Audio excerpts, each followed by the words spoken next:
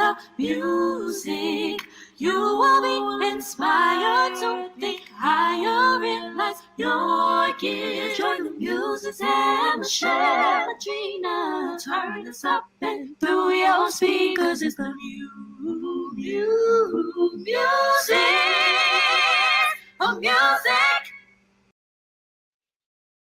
Good evening to everybody. And yes, you are listening and you are watching The Muses Behind the Music. And I am your host, Michelle Fallon. Tonight, first, forgive me, a little bit of technical difficulties. Y'all already understand how some of these things happen for us. But here we are. And I am delighted for you all to meet and share in a brief moment to get to know the Dr. Jason Max Ferdinand, who has been a dynamic force in the choral conducting world. He has come in with a bit of fire, as I would like to say it through my mouth, and has taken the Aeolians at Oakwood University to new levels where we in the world have heard about this amazing, like, I don't even think that the vocabulary that I will use tonight can really define how dynamic of a group the Aeolians are and what they have accomplished under the baton of Dr. Jason Ferdinand. I say all the time, if you've heard me before, there's something about the Seventh-day Adventists that I feel like God has given them an extra dose of the Holy Ghost, especially when it comes to the music making. I have never heard a bad Seventh-day Adventist musician. And I'm just excited that he is here. It's also in the blood because he's got West Indian roots. He's hailing out of Trinidad and Tobago. Now, my family is from Jamaica, but, it's still okay. We love him anyway. And received his Bachelor of Arts in Piano Performance from Oakwood, his master's in choral conducting from Morgan State, and working with some dynamic people at Morgan, and the Doctor of Musical Arts in Choral Conducting from the University of Maryland. Nathan Carter, as I go back to thinking about Morgan State University, definitely had an impact on my life, although I didn't work with him often because I was at the real HU, that being Howard University. We did a lot of partnerships and collaborations, and I tell you that I could just sit there and listen and watch him work. And God rest his soul, Dr. Carter had a bit of, he would fly off. I thought, that must be something with all choral conductors, but he had a way about him, and he always got the job done.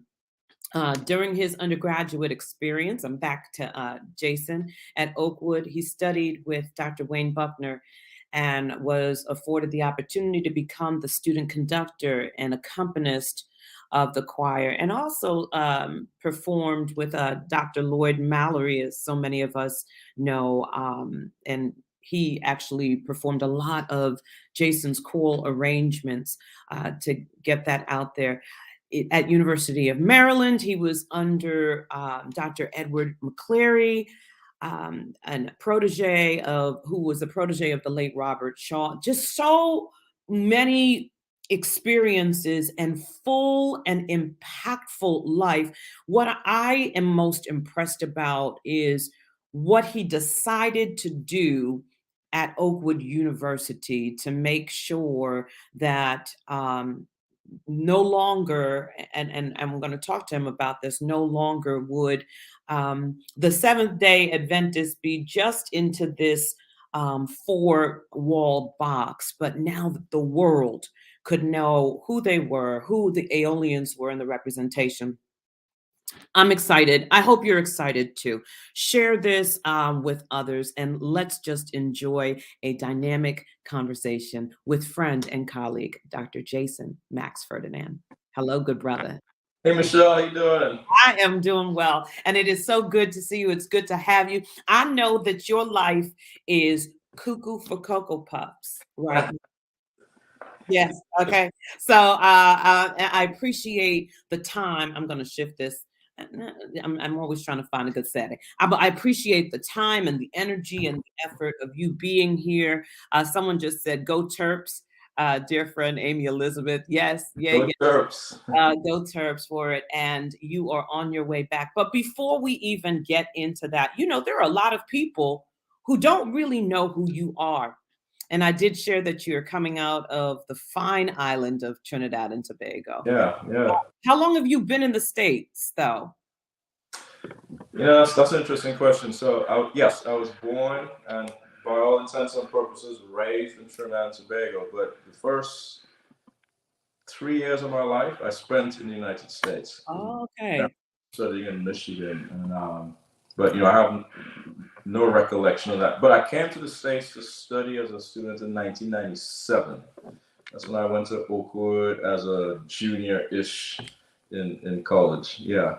I like the junior-ish. There Yeah. could be a lot of breadth and depth behind that Yeah. story in itself. Well, there is because I was coming from Trinidad, which was in the British schooling system, Mm-hmm. and I had just decided to go into music as my career. So things didn't line up exactly as a junior, but I spent 2 years at Oakwood. That's why I said junior. So I came in and I got out in 2 years because I didn't plan to spend too much longer at that stage. But yeah, so that's why I use the term junior-ish. Yeah, I love that. I know that's right. Jason, how did it start for you? We all have our stories of, coming into this music field. What were your humble beginnings? I don't recall ever not being a part of something musical. So I grew up on a university campus, kind of like Oakwood reminds me of that. At the time, it was called Caribbean Union College. It's now called the University of the Southern Caribbean. And my dad was a university administrator there for decades, I guess. So we grew up on a college campus, and the college campus always had choirs and small groups, and all the kids took piano lessons and joined the orchestra. Or at the time, we had a very vibrant children's choir on campus, Mm-hmm. run by, we call her Auntie Cheryl and Uncle Elton. And they had a vibrant children's choir. I mean, we would take trips to the island to sing and stuff. It was like a thing. So I was always doing music, singing in the choir, and piano lessons, and trumpet, and that sort of thing. So that's how life started for me musically on a very vibrant musical campus. So if you weren't going to do music, what would you have done? Medicine. Me too. I Yeah. call myself a doctor, but y'all don't have to like. And listen, kudos to you all who have gone back to school because I have my master's, but I have said, listen, I'm not doing it. Somebody needs to give me an honorary doctorate because it's a lot of work that goes into Yeah. it. But yeah, so what was the deciding factor for you? When did you just say, I need to be in the music field? Right. So kind of in that ish period I talked about. Yeah. So it's kind of like a sophomore-ish, but again, it was a totally different system. I said to myself, okay, Jason, if this semester I do really well academically, I'm going to switch to music. And here's why. That semester, I was doing a heavy load of sciences, biology, chemistry, physics. Mm. But at the very same time, I think I was doing my grade 6 Royal Schools of Music piano exam, my grade 6 Royal School of Music theory exams. I took a choir we had formed to the, what do they call it? The music festival that the whole entire island of Trinidad and Tobago had, and judges would come from England. And I was very busy that semester. I think that semester too, the chair of the music department of the university had me actually conducting the university choir because they had no one else at the time, and she just wanted to play. So I was just really busy, and I said, you know what? If I do really well academically, I'm gonna go with my passion, which was music. I was doing really well in sciences, but after a while, I got tired of hearing about Z scheme and glycolysis and Krebs cycle and photosynthesis. I was just over it. And I made a decision then. I did really well academically. The choir in the music festival did really well. I passed all those exams I mentioned. And I said, you know what, I'm just going to follow my passion. And I made that decision one eventful night in Trinidad, and was really too scared to tell my parents face to face. I wrote them a letter. LOL. Your parents are Jamaican, you know. Yes. You don't say, hey, I want to be a classical musician. What? Well, you know what, Jason? I must say that, it was a little different for me. My father and mother have been like the staunch supporters from I was 4, that they just said, if you want the music thing, we have you. And that was very different because my dad actually had gotten a scholarship from NYU to come to the States to study opera. Wow. And he did not take it because of that whole stigma on, you got to make some money. You have to have stability, and that's something to fall back on. Yeah. But I'm grateful that I had it, because I was going to ask, how did your parents receive it? What did you say in that note? Mom, Dad. So let me be clear. I wasn't even sure which side of the fence my parents would be. That pressure was more of a societal one, right? Yeah. I mean, in Trinidad, you become a doctor or a lawyer or something. So what did I say in the letter? I said what I just said to you, that I really just want to follow my passion. Yeah. I think I really have some kind of calling or something to do music. So luckily for me, my parents, especially my dad, they always desired that their children do what they wanted to do. Mm-hmm. So, they said to me, hey, Jason, this is what you want to do. We accept that decision, and now we'll have to find, what we thought at the time was the best schooling situation to send you to. Mm-hmm. And being a Seventh-day Adventist, we have many universities throughout the world, but Oakwood by far was the one known for music. So that's how I ended up coming to Oakwood University in 1997. So you're at Oakwood, and you're, assisting in conducting. What made you say, I could make, some ground here? Let me stay at Oakwood. Or let me come back to Oakwood. How did that transition in life take place? You mean come back to Oakwood to teach? Yes. So, it's kind of a long story. I mean, honestly, I wasn't thinking of coming back. I was at the University of Maryland doing my doctorate, and I shared this story briefly at my last concert here on campus. I didn't accept the call to come to Oakwood till the third call. Wow. I was at Maryland my first year, and they called then, and I was in the middle of my studies. I didn't want to leave to come down. And then I got another call in my second year. And I remember visiting the campus, and I told the person, look, I appreciate the invitation, but I don't think the time is right for me to do this. And then they called me that third time, and I really didn't have any more excuses. Yeah, by that time I finished my comprehensive exams at Maryland and passed them. I just had my dissertation to write. So at that point, my teacher said, look, you could stay here and finish it, or you could take the job and finish it. Either way. So I decided to come, and that was 14 years ago. That's when you know that you're being called into ministry. See, people think that ministry is just the calling of becoming a pastor. No. You declined God 3 times, and then finally you said yes to the call. And I know that they were ever so grateful. I heard so many wonderful things about that last concert. And I can only imagine being in the experience of being in a space for a long period of time, and then when you're finally leaving, all of the emotions that rush over you. Did you ever stop and think, am I making the right decision? No, because for me, I spent a lot of time, even before I shared with anybody what was really happening. to make sure that for me and for my family that it was the right decision. Once I made a decision, I'm the type who's kind of no turning back. It was a tough decision as one can imagine. Yeah. You know, I could stay here. I'm comfortable here, but sometimes you need to move on, right? And that's that uncomfortable.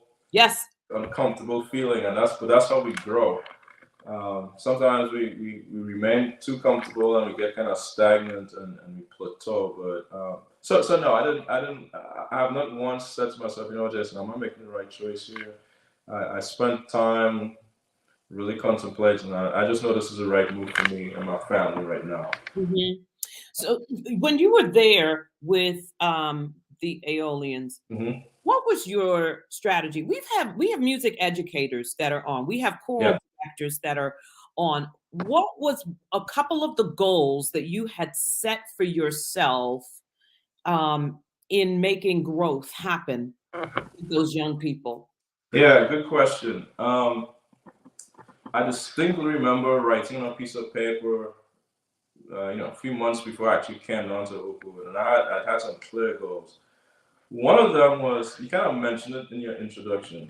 I went to Oakwood. I sang in the Auditions, and then I get to the University of Maryland, and all of a sudden I felt like I was exposed to a totally different world. Wow! And when I say world, I mean, the University of Maryland Chamber of Singers. We went to Wales, the choir, the world competition. I was like, yes. I mean, when you talk about repertoire and vocal tone production, and just the way we approach music, it was a totally different world. And then participate in ACDA, and you go to those conferences, and like, oh my gosh, this is so. And then we went to the World Choir Games, and you literally see ensembles from all over the world. So one of the things I wanted to do was to get the Aeolians in those spaces. And I don't take all the credit. I don't take, but things follow a path and a logical journey, right? Yeah. And the 13 directors before me all did their thing. Alma Blackman was the first person to take the Aeolians out of the country when she took them to Poland. And some of the directors took them to Carnegie Hall. So different directors do different things. And I just think at the point in time I met the Aeolians as director, it was just time to take that next step to get out into the larger choral world, as I call it, and not just be a denominational or SDA church choir or go into a Baptist church just on that church circuit. But I just wanted to really expose the students to that, and to do that, we had to make some decisions and some changes in how we did things to get to that next level.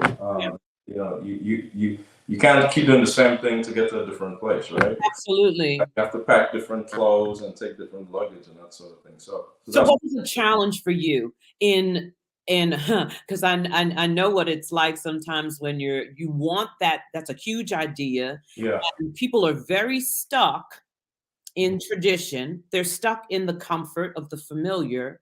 Right. And so you have to do a lot of convincing.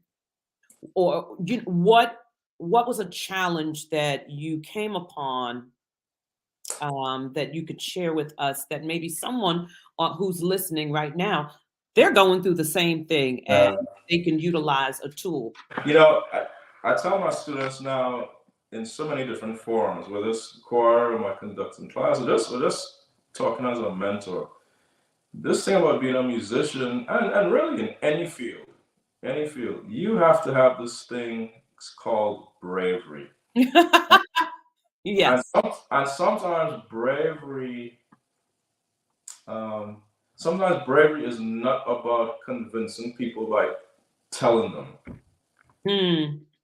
So you just said something, I probably had to convince people. My approach was a little different. My thing was, I knew what we wanted to go. Yeah. I kind of had a plan to get there, and I just have to be brave enough to go ahead and execute it, and hopefully let the work, let the results kind of speak for itself, and not waste time trying to verbalize and convince people what I'm doing, because sometimes people, like you said, they get stuck, they don't see it, so they can't accept it. Yeah.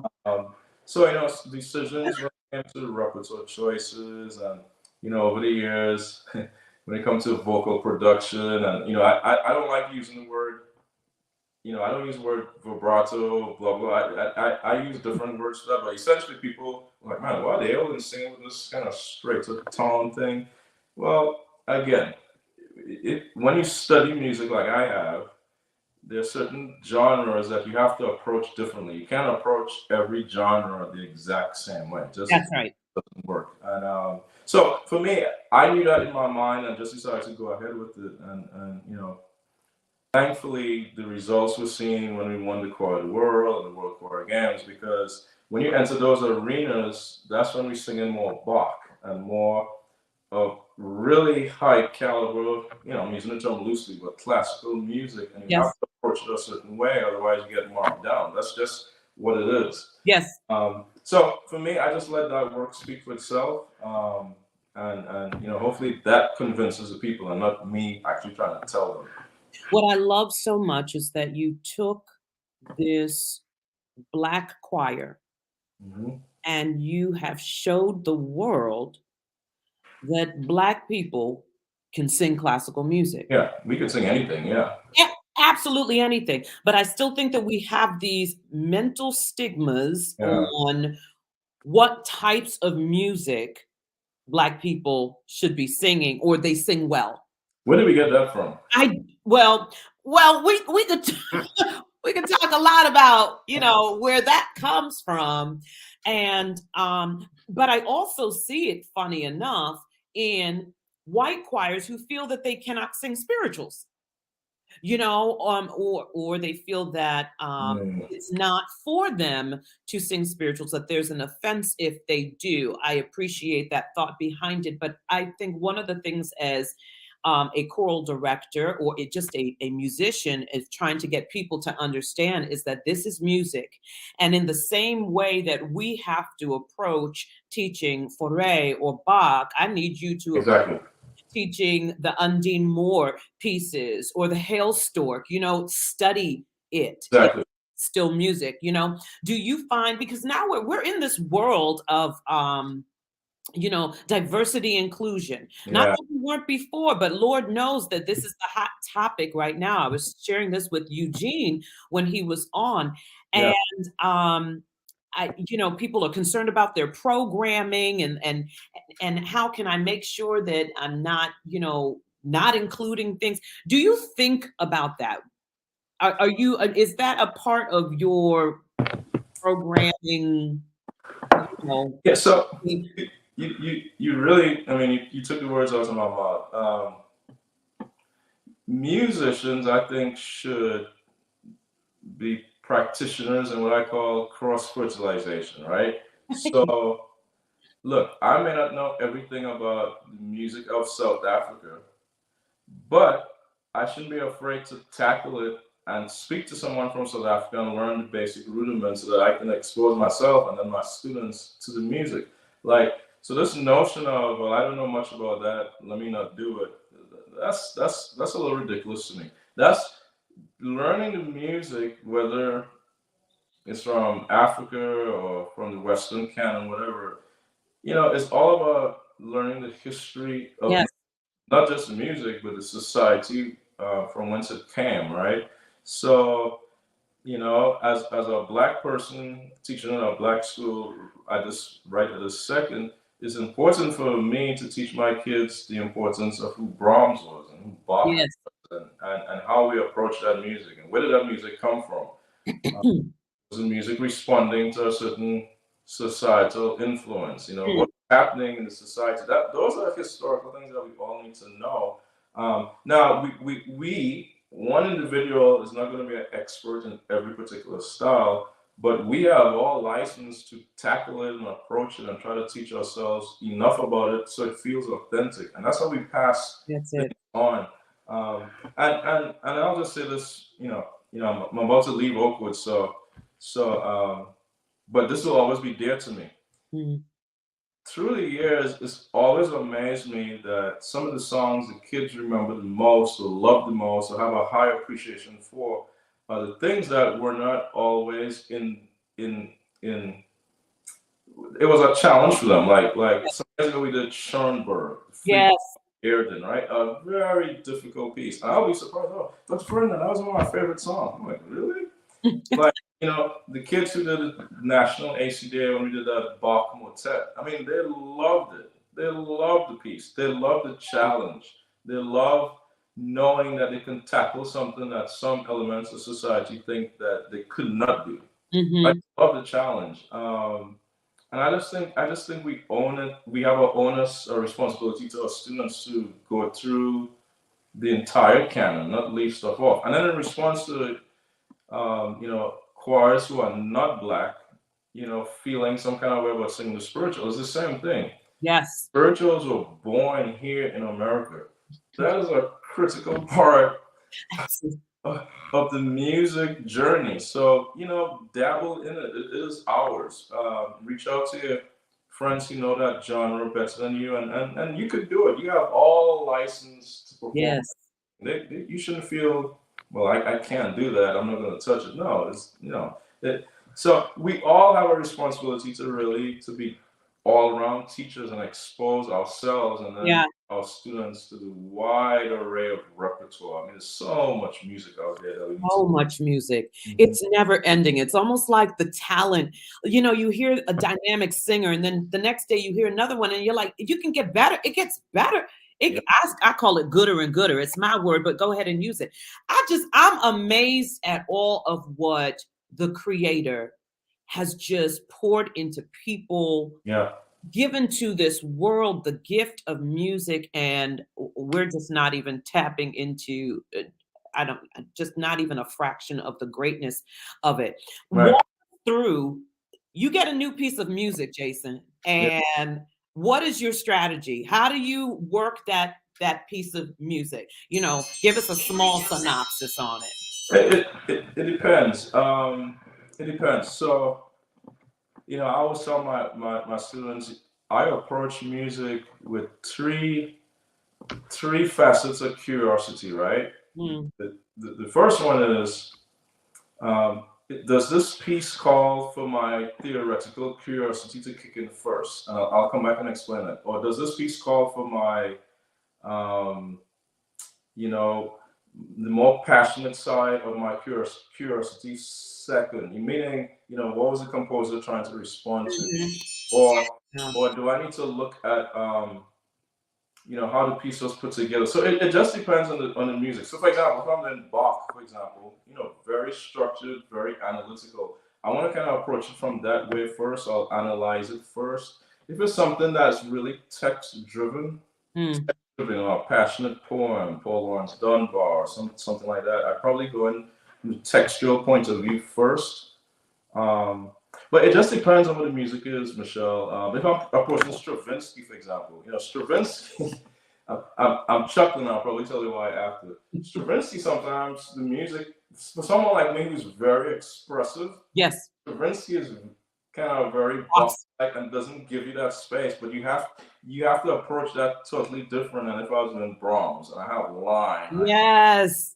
And so it just depends on the score that's in front of me, what approach I take. Stravinsky, masterful voices, I'll approach it totally differently than a Brahms requiem. But at the end of the day, the elements kind of all come together in a total type of picture that will probably be about the same for both. But the way I come at it is totally different, I think. I love that. So some people might think, okay, this is collegiate level. How can I apply this to working with high school or working with middle or elementary? What can I do to take, break it down so it fits into where I'm teaching? Yeah, I mean, different people have different approaches, and I get it. But I think the conductor, at the end of the day, needs to know as much as he or she can about that piece of music. I mean, we have that responsibility is on us before we get up to teach the piece. And that way our students get the best of the piece and the best of us, and that way the audience gets the best of what that piece could deliver. So whatever we have to do to know that piece in and out, theoretically, textually, in terms of what the music is trying to say. Yeah. You need to know all of it before we step into that room. Like as a conductor, you need to be the smartest person on that piece at the time. That's you know, that's my philosophy about it. Don't get up there and not know. They'll because the students know very quickly when you don't know what they do. Oh, absolutely. And they will let you know. They will let you know. Yeah. Without a doubt. I saw this quote that you have, and the quote says, "We should no longer be satisfied with solely displaying musical prowess. Let us master that in the rehearsal room. Coupling hope with mastery could be the combination that produces uncompromising societal transformation." That was so powerful to me when I read it, because I think it's a hard pull getting people, the artists, ensembles, artists to no longer think about all of the deep technique when you hit the stage, because you really got to do that in the room, Right. and to now tell the story. That's what I got for it from what your quote was. Yes. Where did that pull? Where did you? Because that was just, it's beautiful and deep. Where did that come from for you? That moment. So it came from a long journey, but this is the thought behind it. Some years ago, I want to say it was in 2016 or something. It occurred to me that whatever we call this high level, let's say this is a high level. A choir, when you're at this level, to get better, the increment gets smaller and smaller, right? I mean, like if you have a program that's not doing too well, then you have tons of growth to make. When you get to a certain level, to get to the next level, it's just smaller and smaller. And it occurred to me that there is another level there, as small as it may be, of people receiving the music and they're sitting in their seats and they're not really seeing or hearing technicalities. Correct. You know what I mean? If you think about it, Michelle, I spent a lot of time studying the great choirs. The great choirs, when I hear them sing, listen to them sing, I forget everything about. I'm not sitting there thinking about placement and all this. I'm not thinking that. The music is so good, it's just washing me over, and I'm just like, wow. You're not thinking about the technicalities. So to get to that level, though, I think the music has to be presented in a certain way. And that's what I mean about, yes, master the technicalities in the room, but there are other things now that have to be added. I talk about this a lot now. You have to add in a sprinkling of curiosity and a sprinkling of empathy and a sprinkling of optimism. Love it. You start doing those things, you start hitting people's minds and hearts in a totally different way. In a way where hopefully they don't hear the technicalities. They just want to sit and have a total experience. Yes. And I think, I think from what I've heard people say about the Aliens performances, be that a national conference or a church concert or a concert hall, people just keep saying, man, the experience is just so totally different. Yes. And it's hard for them to put into words, and it's hard for me to put into words too. But I think what they're trying to talk about is that extra thing I'm trying to describe. And I'm still trying to figure it out. It'll probably be a life's work trying to figure out what those ingredients are. But one year we took a trip to South Africa, 2018, to the World Choir Games. And we literally stumbled upon something that works for us. And, I'll share it. It's not a big secret. But we were in South Africa. We got there early. And I think we had about 2 weeks before the competition. And we were at this very nice hotel. And we just asked the manager, they said, hey, is there a room we can practice in the morning from 10 to 12, whatever it was, every day? He said, hey, sure. He took us to this room. It was basically like a dance studio in the hotel. And it had those, the mirrors that wrapped the whole way around. and this was by total happenstance. That room with those mirrors totally transformed in a different way my group. Now we could see everybody's face. Now we could see everybody's body language. And instead of me saying, you guys look really boring as you sing this exciting, now they could see themselves. Yeah. And nothing better than the students realizing what needs to be fixed, because then they Absolutely. jump on it, right? So guess what? Every time we have a major performance, we find a room that has those mirrors the whole way around. So when we got ready for ACDA 2019, a month before the performance, we found a YMCA close to campus. We went there every Friday. Yes. And we would just check everybody's faces, check the body language. We did our staging or whatever we had to do. But that just took us a little bit here. And those are the smaller increments. So, those little things, just trying to find something where it's delivered in a way where nobody's thinking about, oh, let me make sure. I mean, yes, we do that in the choir room, but you don't need to hear that or see that when we deliver it, right? Yeah, a couple years back, my senior class had given me mirrors in the room as a gift, right? Yeah. I would always share with them because I learned from all of my voice teachers about looking in the mirror. Yeah.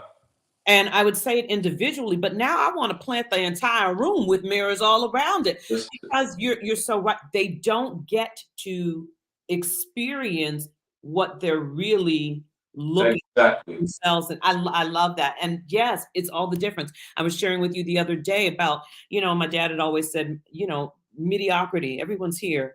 And there are a lot of people who are sitting in mediocrity that make it look like excellence. There are very few people who are here. And it's those little things that you had mentioned that take you above this, I'm faking excellence, to actually being in the superior. We think about like Michael Jackson and Whitney Houston. There were only one of them because they were masters. Yeah. They were masters of the craft of whatever it was in. And a lot of people debate, well, they're not really great musicians. Sometimes it wasn't about the music. Sometimes it was touching the lives of people. And that made the difference. And that was the ministry that they were called to do. You wrote a book. And I try to share with all of the students that come in front of me the importance of us as artists to be able to speak to conditions of the world through our music. Yeah. What is your book about? Just that. Myself and a few other high school teachers, the summer of the pandemic, that first summer, we shut down in March, whatever it was, and that summer we were just on a Zoom call, just talking about, what are we going to do in the fall? And the small team decided, let's just write some modules to try and help each other out and how we could approach, because it's all going to be virtual. Right. And before we knew it, we had all these modules with substantive information, and we thought, let's just turn this into a book. So I can't take all the credit for that team of teachers throughout the nation: New York, Kentucky, Maryland, Miami. They come from all over, and we wrote Teaching with Heart. And we're actually in the process now of writing Teaching with Heart Part 2, and going to expand it now, not just for choral conductors, but for all the arts, for dance, for theater, for wow, I love it.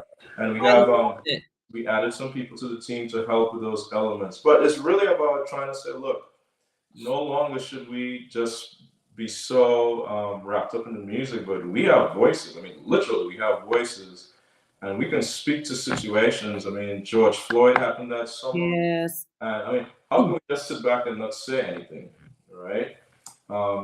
But so could people come to concerts, and they want to hear, they want to hear Bach and Brahms and Beethoven, but at the same time too, they want to leave feeling, or they should leave feeling empowered and optimistic about life. And Teaching with Heart is all about that. How do we look at this piece of music and try to squeeze all the juice out of it, whether it's a social justice topic or speaking to gender equality, whatever it is, and really putting all our hearts and souls into it. And some of the teachers who have used the book, I've gotten emails and videos, and to see the students' reactions and what the students have been producing is that's been absolutely mind blowing to me. And I'm just so thankful for that team and for all that we did with that book and the process of writing the second one now. So what I want to do right now, I want to gift 5 people that book. Okay. If you are an educator, I want to give 5 people. So I need 5 people to DM me. Yeah. And you will have this book. The book is entitled Teaching with Heart: Tools for Addressing Societal Challenges Through Music. And I tell you, that's one of the things that, the pandemic, it put us into this space of where do we go? What do we do? Yeah. We're used to being together. What was one of the new norms that you have, that you learned from the pandemic, that you will hold on to forever?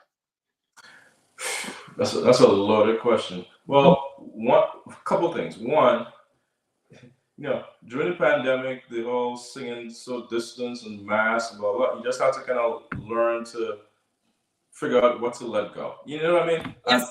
And don't take the music making part so seriously. It was one of those times, it was simply about keeping the community of the choir together. It wasn't about, let me make sure your vowels are correct, because I couldn't see your mouth anyway, or your tongue. Right. So I learned quickly, you know what? I'm not even going to fuss about that right now. It's okay.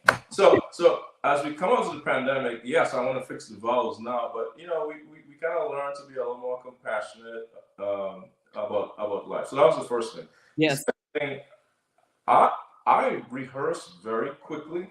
That's just me. I don't like these slow, blah, blah. But the pandemic taught me to rehearse even faster. I mean, I was amazed.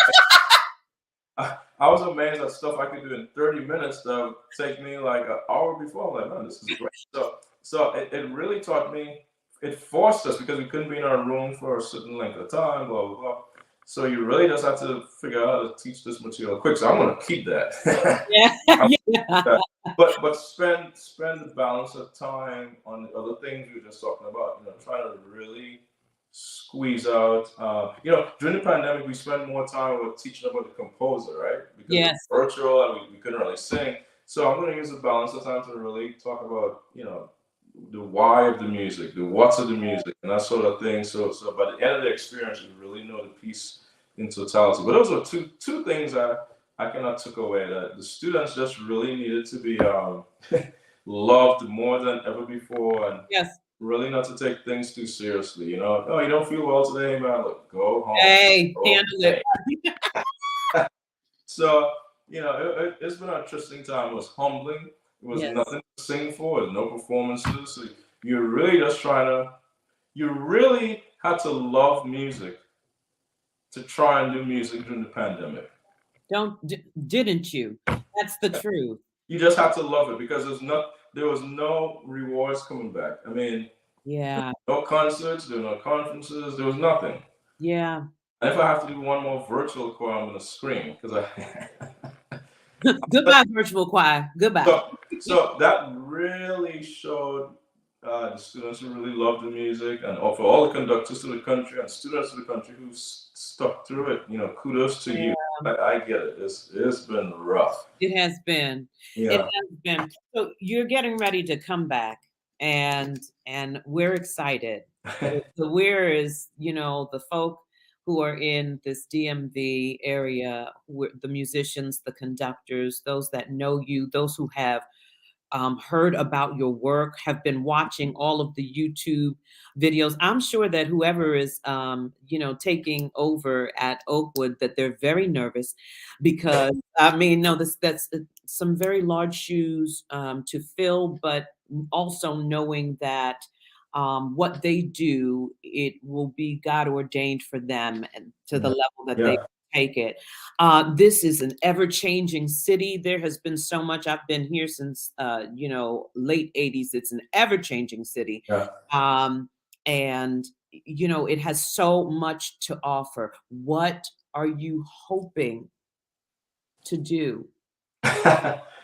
Well, to back up a little bit, I keep telling people at my last concert here at Oakwood, I told the audience a couple of things. I said, please give the new person a chance. Right. And the second thing is, they'll bring their own shoes. Don't try to Amen. fill. Amen. Yes. And shoes, like we all know, new shoes always get scuffed, right? So there'll be some scuffing. You better come on, give the word. I mean, let them make their mistakes and let them do their thing. So I made that very clear in my concert here. My teacher at the University of Maryland came to my last concert here. And matter of fact, on 2 days ago, I went to his last concert at the University of Maryland. And I kind of feel the same way. He's a huge personality, a huge conductor, a huge pedagogue to come behind. Yes. But and he's clear about it. It's like, Jason, you do your thing. Like do your thing. So what do I plan to do? To be quite honest, in my bag right now down here, I've been walking around with this empty book for weeks now. Empty book. And I just haven't had enough time to just sit down and really think it through, like my direct goals. But I can kind of give you off the top of my head. I'm coming into a program that's, in my opinion, one of the best in the nation. I mean, Ed McClary has built a solid program. Yes. In terms of, I mean, he is a master teacher. I know many great conductors all over the world. I don't know too many chorus masters. Those people who prepare the chorus and then turn them over to. Yes. There are not too many people who even like to do that. He loves doing that. Yeah. And he is a master at it. And I watched him do it time and time again. And I really want to build upon those building blocks that he's put there. I'm coming into a wonderful facility. Yes. I've visited a number of, universities of the country, and I really think Maryland has some of the finest facilities in the country. So I feel very humbled to be coming into a program is tight, a great facility, great buildings, great colleagues, orchestras that I can collaborate with. Yeah. I'm just looking to bring Jason to it. Like my Ed. It takes so much for me to just say Ed. I know, right? Because you Dr. McClary. He's forced me to subset. Right. Because I'm from Trinidad. I was going to say that West Indian. Exactly, that West Indian. Like I cringe when I say Ed, but Ed has Ed will tell you he's very comes from that Robert Shaw School and we did a lot of the canon, and I'm very, very grateful for it because that's what I needed when I went to Maryland. So we want to keep elements of that and then just build upon it, build for this new generation of musicians that are coming up. So I don't have my thoughts pinpoint yet, but I'm walking in August. I'm going to be ready. Yeah, I know you will be ready. Yeah, I'll be ready. And they better get ready. Yo, listen, y'all University of Maryland students, get ready. Jason, would they call you, would the Aeolians say that you are a very firm director? How do you think they would categorize who you are in your teaching? At Maryland? No, at Oakwood. At Oakwood? Well, it kind of depends on when you came through, because I feel like I've like any of us, we change with time, right? And I think Dr. Carter used to always say, Jason, conductors have a way of mellowing as you age. Yes. And I saw it with him. I mean, I was just telling someone yesterday, I have VHS tapes for the younger ones of you. That's right. I have tapes of Dr. Carter like from the 80s, 1981. I have this tape in 84. And I can see him now. He's just jumping all around the place and he's real energetic. But then as he came towards the latter part of his career, even before he started getting really sick, I mean, you could just see something happens. You see it with all the greats, Bernstein, Missouri. You just see that, whatever that thing is, just more sensitive. The settle. It just settle. So not settle in a bad way. It just it becomes your comfort space. You know exactly what to do, where to go, how to do it, make it happen. Yeah. So I try to be real intentional about, maybe trying to settle. It doesn't have to be just dependent on age, right? It could just be a mental thing and how you think it through. So I think it depends on which students you ask and where they met me on the journey here. But I think I've really, the intensity is always going to be there. Like I'm very intense in rehearsals, very, very specific with things. But I think I've really started mellowing out of late. And so at Maryland, I plan to continue that there. But now I'm dealing with the grad students, doctoral students, and master students. And this will really give me the opportunity now to really pass on some of the things I feel so strongly about in terms of pedagogy. Like I love teaching conducting. And one of the itches I've had for years is just teaching it on a higher level beyond the basic undergrad conducting class. Yes. Really get into the philosophical and the some of the real, tricky technical things that I've been thinking through for years. And I get to share this with these graduate students who will then go out and teach in universities and high schools, right? That's how that's how you have that sphere of influence. And that's why I've always admired the work Andre Thomas was at Florida State for, was it 31 years or whatever it was? Absolutely. Everywhere you turn, there's a FSU grad. I call it the FSU Mafia. You can't. No, not the FSU Mafia. But I mean, it speaks to the great work they've done there at FSU and the great work Eugene Rogers is doing at Michigan. And that's how you kind of you pass the tradition on and the thoughts on, the philosophies on, and knowledge of repertoire and the approach. That's how you pass it on. Yes. So I'm really, really humbled for this opportunity at Maryland, and the way it came about, I just really couldn't deny that this was the next step.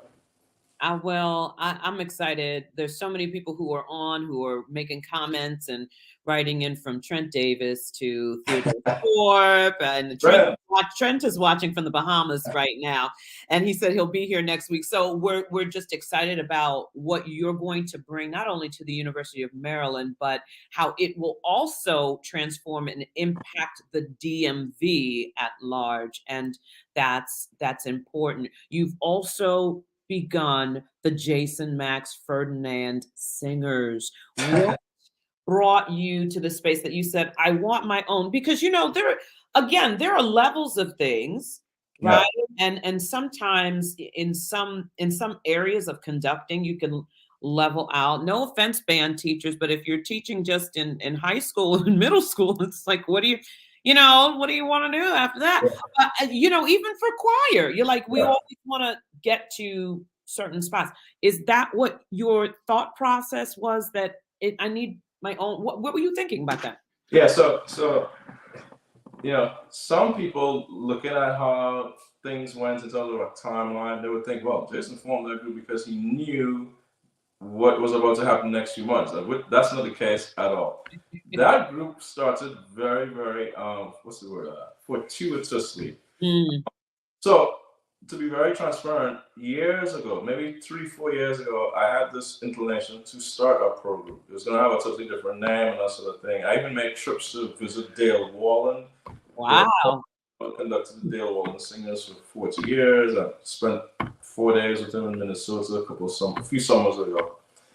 And then when COVID hit, I just shelved everything. I was like, okay, this is just going to have to wait till we get through. So here comes fall of, what year did COVID start? 2020, right? 2020, yep. Right. Fall 2020, and all of us, if not most of us, know the group that's like killing the world. When I say killing, in a good way, they are world now. Voces 8. They tour Europe, they tour America all the time, and have sold out audiences. Voces 8. Not just in musicality, they are very cutting edge in what they do. And they started this virtual series called Live from London. They are based in London. And they actually aliens to be part of that festival in the fall of 2020, right? And we did. Remember, I just said there were no performances. And right. So our project that semester was just to record these pieces for that Live from London series. And that's what we did. We spent the entire semester and we learned 7, 8, 9 Christmas songs, recorded it. It showed on the Voices platform with thousands of viewers from all over the world. Okay, great.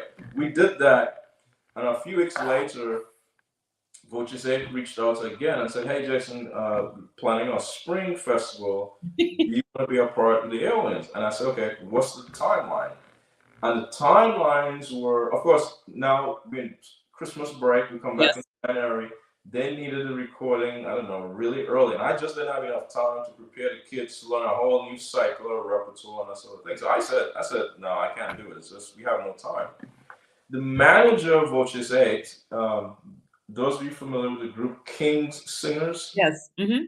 So, yeah, of course, they have various iterations of that group. Robin Tyson sang the group, I don't know, 80s, early 90s, something like that. He was one of the countertenors. He's the manager now for Voices 8. And he's on the Zoom call and he said to me, "Jason, have you ever thought about starting a pro group?" And I was like, "Yeah, Robin, I've had some thoughts, but why would I think about that during a pandemic?" And you know how people kind of look at you in the eye and say something to you, and he looked at me to that screen and he said to me, "You know what, Jason, you might want to think about it." And the way he said it, it kind of hit me. I was like, okay. Yep. So I slept on it for 2 nights, and I said, "You know what, Jason, what do you have to lose? It'll be on the Voices platform. These guys are amazing people, have an amazing platform, blah, blah." So I just started calling friends, and we called some people together, and we had the date set. We had 6 weeks from the time I called to the recording date. Wow.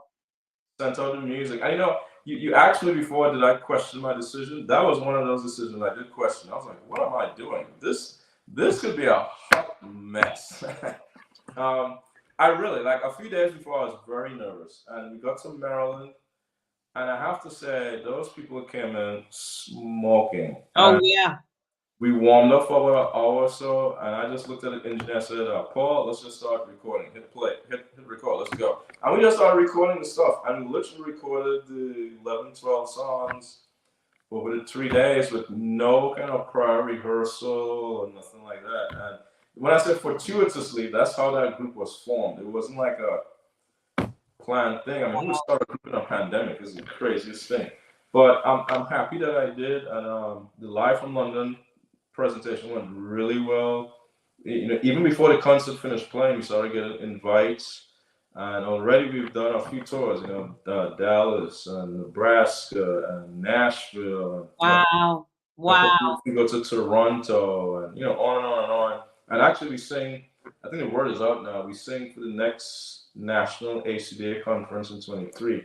So that group has really taken off. It's only been like a year old now, in the midst of a pandemic. Right. It's just been a real joy.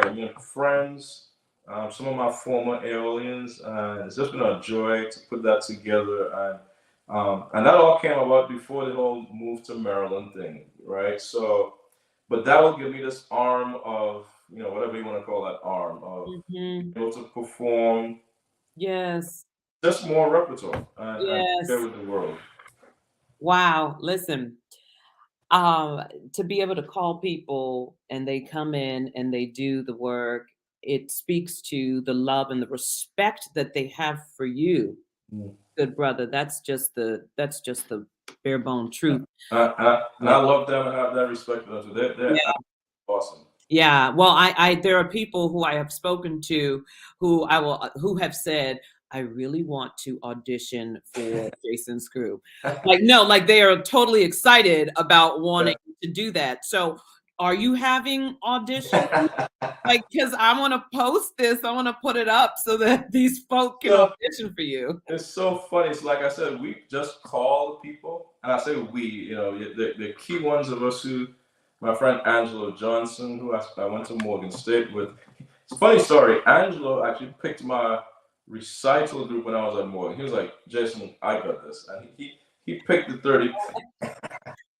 he picked the 30 people. So Angela and I kind of do the calling but we've talked about, do we want to have open auditions? I don't know. I don't even know if we came to a clear answer. Well, just know that if you do, it's going to take some process in there, because you're going to get a lot of people. Literally, I'm telling you, I had 2 people who were like, "Do you know if he's having auditions? I really want to do this." So the interest is there, and it's just being under the baton of Yeah. excellence that they Well, are looking for. well, that's very humbling. That's very humbling, and I'm sure we'll talk about it again soon, just to kind of see where we want to go and what we want to do into next season. But you know, the people for Angela and I could speak for Angela on this. We realized years ago it's so much more than just having a great voice. Mm-hmm. We just really we want people. Yeah, you know, if you have a great voice, that's a plus. But we really want people who are desirous about working with other people and very malleable and Yeah. you know I don't do well with divas and divos like that. Right. Right. That's not my thing. I always say I'd rather take someone with lesser talent but really want to work hard and have a common goal, and that's big for me. So Yeah. you know, people who fit into that, you know, I'm fine. Because honestly, we have amazing singers in the group. We do. And Oh, then I know. I've seen the pictures, and I know some of them in your group. Oh, I know. and then in my, I mean, we have no slouches in that group. Don't get me wrong. And my singers, they understand well. But then we have people who I just know are very good music. The musicianship is just so stellar. Yeah. That and you always need people like that to kind of glue everything together. Yes. And so I think we have such a great mix. And then we have people like you know, Cedric jokes about this. So Cedric Dance, he was the original baritone in the group Take Six, is in the group. And he tells people all the time, it's like, you know, man, I retired from Take Six. I had no plans of ever singing again. And then here you come. Calling me up, talking about. And he's like, you know what? Jason is like the only person that would do something like this. I still can't believe he's singing in the baritone section in my group. I mean, that just blows my mind. But to have people like Cedric in there, and they do so many different things. Thomas Allen, who just won the Sarah Vaughan Vocal Jazz competition. I called him up. Thomas and I went to Morgan together, but at different times. I wasn't there with him. And I called him. He said, "Hey man, look, I know what you do. I'm there. Count me in." I was like, "Really?" Like, you know, Jason, I'm gonna need you to stop being shocked about this, because I mean, the people want to really be involved with excellence. They do, and they know from what they've watched, what they've heard, what they have witnessed and personally, what they're gonna get, and that's something to be involved with. Yeah. That really is. It's turned into a real family. I mean, to me, the highlights of the concerts with the Jason Max Ferdinand singers are the moments when we allow the soloists and the duets to do their thing. Because the rest of us are sitting there like, you know, amazement. I mean, the last time Thomas sang in Nashville, he sang Misty. Oh my God, I know it was beautiful. Jesus. There were people in the choir like in tears. Like seriously, we were just like, you know. And Cedric Dent, when Cedric approaches a piano for a piano solo, it's lights out. I mean, he just has a way of just transforming a whole room. John Stoddard on piano. I mean, so I just have so much fun seeing all the solo elements being displayed, and Mallory McHenry playing a harp along. I mean, we have so much fun outside of the choral parts of the concerts. And just encouraging one another, and that's it. We have a group meet. People are getting doctorates and winning competitions. We just, it's really become a family, and I really love those people dearly. And any chance we get to travel together and make music is such a blessing and so much fun. Well, I know that the calendar is full, and it's going to get fuller. And again, you're such a humble dude. You really are. And you know, and I'm loving your work. I'm already here supporting you, so you already know that if there's anything that I can do to outstretch the hand, you know, to continue the support, I'm here. And you've got a plethora of people who are backing you up. We're just excited about your presence coming up. I so appreciate that. So appreciate it. Yes, it's real. And Jason, can you cook though? You from Trinidad? Can you cook? I didn't get that. Don't shoot me, but you saw my face, right? My face totally got shot now. What? You know, like seriously, like it just my child and my teenager, I was so busy doing so many things. And my mother just figured, you know what, Jason, I'm not even gonna get him into this kitchen. So that passed me. I'm sorry.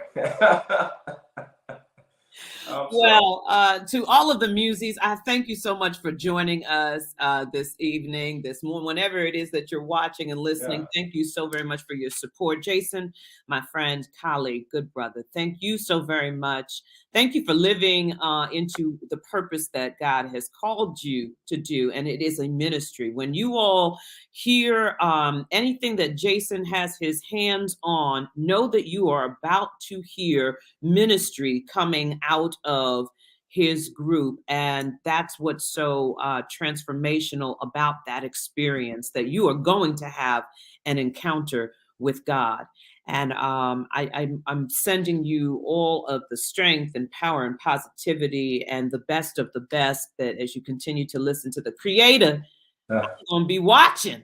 I so appreciate it, Michelle. I so appreciate that too. Thank you for having me on here, and can't wait to get back into the DMV and reconnecting with so many of my good friends there, and seeing the work that other people are doing. And feel free to reach out. I'll be right there at University of Maryland, and we'll start reaching out to people to come to these concerts. Okay. Yeah. I don't know if you want to tell people to reach out to you, because they're going to bombard you with phone calls, but hey, that's on you. To my Muses and everybody watching, thank you so very much. And I will see you all very soon. Peace. Take care, everyone. Bye-bye.